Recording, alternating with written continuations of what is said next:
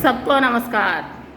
आज हम 9वीं कक्षा के दूसरी पाठ बचेंद्र पाल के बारे में जानेंगे। उनके जीवन के बारे में हमें जीवन परिचय सीखेंगे एक डायग्राम के रूप में। इनका जन्म उत्तरांचल के चमेली ज़िले में बंपा गांव में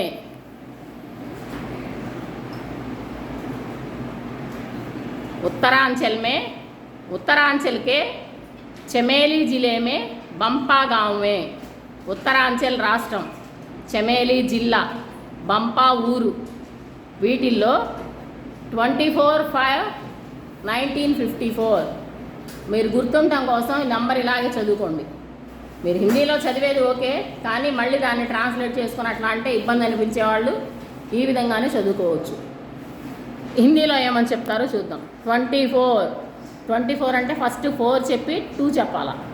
4 అంటే 24 4 కదా, 20 అంటే 20 24.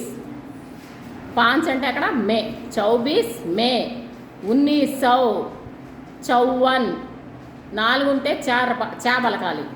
50లు పన్ను 1 అని పిలుస్తాం. సో 54 అంటే 24 అంటే 24 మే 1954.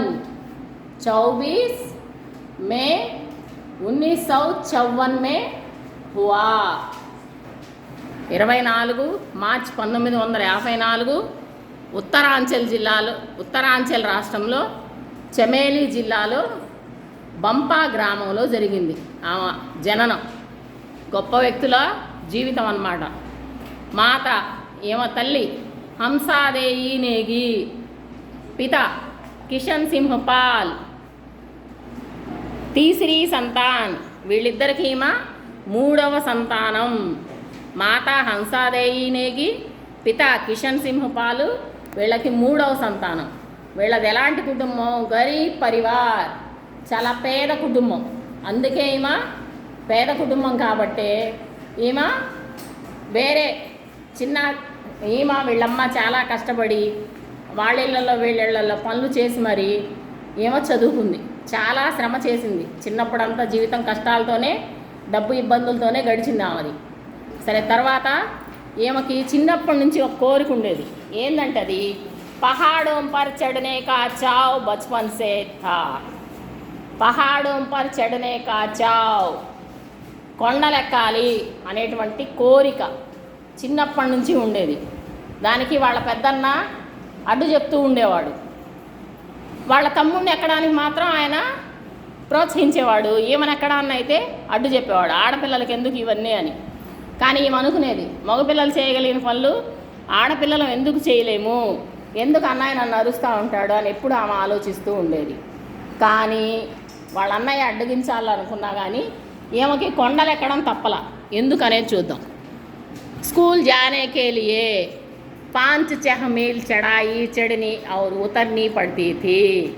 స్కూల్కి వెళ్ళాలంటే కొన్ని రోజుల్లో, అన్ని రోజులు కాదు, కొన్ని నెలల్లో, కొన్ని సీజన్స్లో ఆమె స్కూల్కి వెళ్ళాలంటేనే 5-6 మైళ్ళ కొండని ఎక్కడం దిగడం చేయాల్సి వచ్చేది రోజు. ఎందుకనంటే వీళ్ళు పేదవాళ్ళు అవడంతో పనులు ఎక్కడుంటే అక్కడ వలస జీవులుగా ఉండేవాళ్ళు. కొంతకాలం ఏమో కొండ మీద ఉండేవాళ్ళు, కొంతకాలం ఏమో కొండ కింద లోయ ప్రాంతంలో ఉండేవాళ్ళు. అలా ఉన్నప్పుడు కింద లోయ ప్రాంతంలో ఉన్నప్పుడు పైన ఉన్న స్కూల్కి వెళ్ళడానికి ఆమె 5-6 మైళ్ళు కొండ ఎక్కి స్కూల్కి వెళ్ళి మళ్ళీ దిగి ఇంటికి రావాల్సి వచ్చేది. ఆ విధంగా కొండలు ఎక్కడం అనే ఆ కోరిక ఎవరు అడ్డుకున్నా కూడా చక్కగా తీరేది. అది ఇంత కష్టపడుతూ ఆమె ఇంత శ్రమ చేస్తూ జీవితాన్ని ఒక ఛాలెంజ్గా తీసుకుంటూ ఆమె ఎంఏ సాంస్క్రిట్ మళ్ళీ బీఎడ్ ఈ 2 చదివింది. ఎంఏ సంస్కృత్, బీఎడ్ అంటే టీచర్ ట్రైనింగ్, ఈ 2 కూడా ఆమె కంప్లీట్ చేసింది. తర్వాత ఎట్టకేలకు ఆమె ఎవరెస్ట్ శిఖరాన్ని ఎక్కిన తొలి భారతీయ మహిళగా గుర్తింపు పొందింది. ఎప్పుడది? ఎవరెస్ట్ చోటీ పర్ పహుంచనే వాలి ప్రథమ భారతీయ మహిళ. ఎవరెస్ట్ శిఖరాన్ని ఎక్కిన, పహుంచిన అంటే చాలామంది ట్రై చేసి ఫెయిల్ అయ్యారు, కానీ ఈమె చేరుకుంది.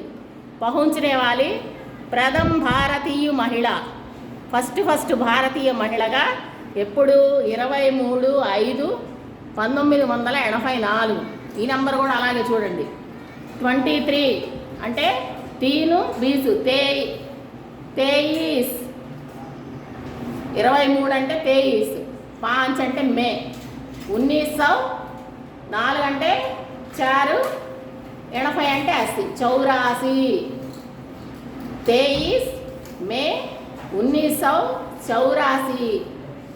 ఆ రోజున మధ్యాహ్నం దోపహర్ 1:07 पर 1:07 PM మధ్యాహ్నం 1:07 ఆమె ఎవరెస్ట్ శిఖరాన్ని అధిరోహించి చరిత్రను సృష్టించింది.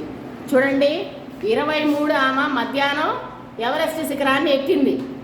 23 మే 24 మే ఆమె పుట్టినరోజు.